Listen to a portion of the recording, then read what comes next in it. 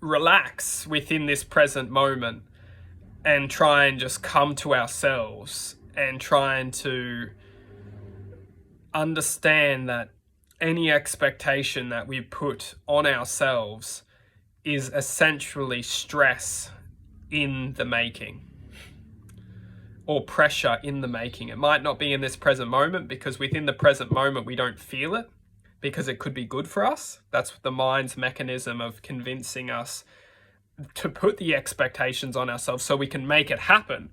But as soon as maybe, it could be even the next moment, or, the next day, week, or whatever we perceive time, depending on one's point of attention, could even be 1 year, 10 years, these expectations. Like a beautiful example is a good father. Why would we need to put expectations on ourselves that we need to be a good father when what is the mind attaching to being a good father? Are we being a good father by working 40, 50 hours a week so we have enough money to give them, and then by not being at home all the time, we are starting to generate an imbalance in the family, and then in the imbalance of the family is generating stress and worry and trauma for the children, and then we're stuck with all that was left was that I just wanted to be a good father. I just had so many expectations of being a good father. Yet being a good father doesn't come from having expectations of being a good father. Being a good father has the truth of listening within the heart and understanding and learning and manifesting by listening with the heart, and trusting the heart to show the guidance and show the intuitive learning on how to be the good father.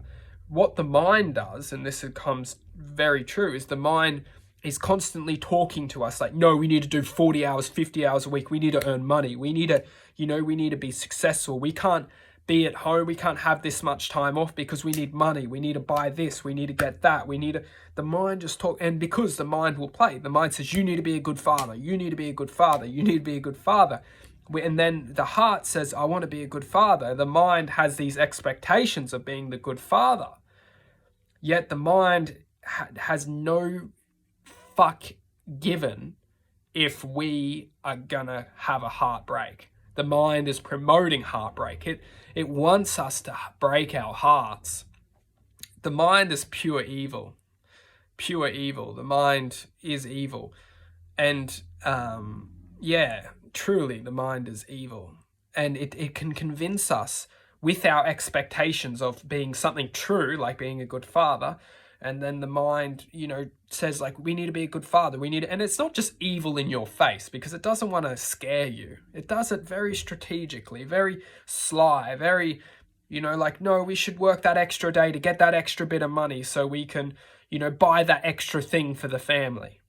But then by working the extra day, by buying the extra thing for the family, we need to sell our time, which is maybe the time that would have been invested into spending quality time with the family, showing that we don't need that extra something when all we need is ourselves. We need to be that strong family. We need to, generate that sense of connection within the family. And this is done by listening to the heart.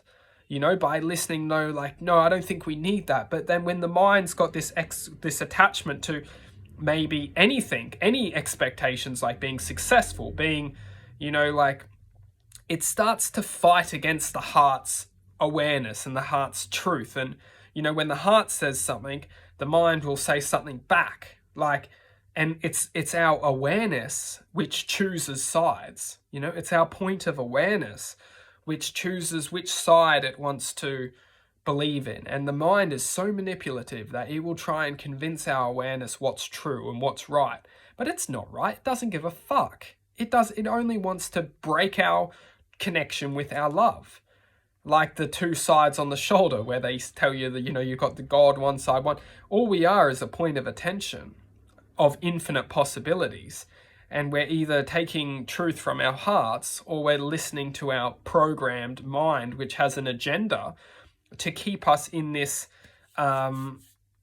span of reality. It's our minds which are projecting us here in the first place.